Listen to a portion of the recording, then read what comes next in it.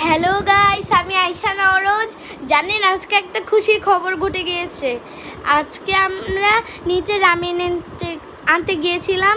তখন আমরা আসছিলাম, তখন দেখি যে একটা রাস্তার ভিতরে, আমরা যেখান দিয়ে যাচ্ছিলাম সেখানে রাস্তার ভিতরে পানির ভিতরে একটা কবুতর পা ভেঙে ডানা ভেঙে পড়ে আছে। পরে ওকে আমরা রেস্কিউ করে বাসায় নিয়ে এসেছি। ওই দেখুন ও কোথায় লুকিয়ে আছে, দাঁড়ান দেখাচ্ছি।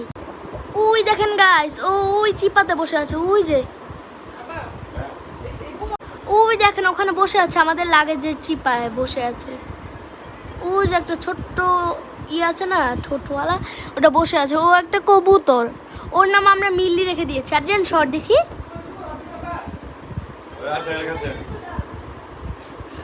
তো গাইস আমরা এর নাম মিলি রেখে দিয়েছি। সবাই এর জন্য দোয়া করবেন যেন সুস্থ হয়ে উঠতে পারলে আমি ওকে কিছুদিন পেলে তারপর আমি ওকে আবার বাইরে ছেড়ে দিব, না হলে ও কান্না করবে ওর পরিবারের জন্য।